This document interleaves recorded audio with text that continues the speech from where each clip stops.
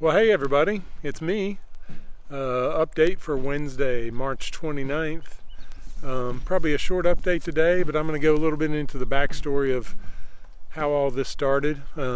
Shout out to my cousin Dina and my Aunt Sharon and Uncle Don, who were asking about all that. So told them I'd make them a video. So if you're interested, stay tuned. Today's update, I already been for radiation. It's about 11 in the morning now. Already been to radiation, and I got a liter of fluids, so I should be good to go for today. No more appointments, just probably a feeding tube after this, and that's the same as every day, 12 hours, so it is what it is. But on to the backstory of how I started noticing this and kind of a timeline for everything. Probably started last November, toward the end of the NASCAR season. I remember it was, we were wrapping up the season. I don't know if it was championship week or maybe a week or two before that. So early November. I just happened to notice when I would drink water, after I took 3 or 4 big gulps, the last one felt kind of like it was out of timing, like my diaphragm was, I don't know, not syncing up with the rest of me. And I thought, that's strange. But I knew I had a physical I had coming up that I was going to be getting. That was in February, so I figured, I'll make note, ask the doctor about it, see if it keeps up. Didn't think really anything about going to the doctor at that point for it. And it progressed pretty quickly. I went to Mom and Dad's house for Christmas and a good bit of December. I was back and forth a couple times, but I probably spent most of the month there. And it just became harder and harder and harder to eat. I had to chew my food more thoroughly. Seemed like every day, to the point where I pretty much had to chew it into oblivion until it was almost a liquid, and then swallow small bits at a time. So like a regular bite would probably take me 3 or 4 swallows toward the end of December. So by the time I got back to my house in early January, I knew it was something I probably couldn't wait on, didn't want to wait on, needed to get checked. Went to a urgent care, see what they could do, and they didn't have a CT scan, so she told me not a lot that she could do for me other than just maybe give me some advice. And so she asked some questions and told me some options that it could be, and said I probably should get it checked ASAP. I told her about my physical, and she said, well, if you're going to have a physical in a couple, 3 weeks anyway, I think it was about 3 weeks at that time, might have been 4. She said that I should at least call my doctor and have them maybe schedule the tests I'm going to need. She's like, you're going to need a CT scan of your throat so they can see what's going on in there. So I called my doctor the next day to ask for that and told them I had trouble swallowing. And they said, let's get you in here quickly. So we scheduled something for the next day.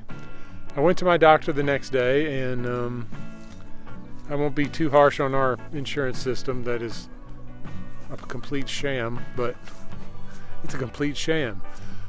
I had to switch insurances over in December, and turns out the insurance I got would not work with my family doctor. So didn't even see the doctor that day. Instead, I came home and emailed him for advice on what to do until I could see him. Meanwhile, I jumped online and canceled my insurance and switched to a plan that would work with that doctor, and then called and verified that it would work with that doctor, but it didn't kick in till February 1st, so I had to wait a couple weeks there until February before I could see the doctor. Moved really fast after that. I saw my doctor on February 1st. By later that week, I was in with a gastroenterologist, and by February 9th, I had an endoscope procedure where they put a camera down my throat and looked around. At this point, I'm eating cream soups and Ensure drinks pretty much exclusively. Thank God for Campbell's cream soups. I wish I could still eat them now. That would be awesome. I still have a whole cabinet full though, so if anybody needs cream soup, come visit. Anyway, I had the endoscope procedure. When I woke up, the doctor came in and he said, we still have to wait on all the biopsies for confirmation, but I can tell you it's cancer. And I was fairly freaked out that weekend. That was probably, I won't say my lowest, but my worst. And I think it was more of a shell shock. I kept waking up being like, oh, it's Saturday or it's whatever day. And oh yeah, you have cancer. So the first few days were a little bit rough. At this time, let's see, the Friday after my endoscope procedure, I talked to my dad, and he informed me he was going to have to get a pacemaker the next week. So I was like, well, he's been having AFib trouble. He's got to get a pacemaker. Maybe I don't want to drop the big C on him this weekend. So I still debated whether to do it on Sunday when I talk to them usually. But when I called Sunday, it had been having trouble all weekend. So I didn't want to do it Sunday. So I waited until the next Sunday, which was 2 days after he had his pacemaker involved. I told them, well, this will be a good test of the new pacemaker. So the hard telling mom and dad was pretty tough. But they took it way better than I expected. Props to mom and dad for that. And then after that,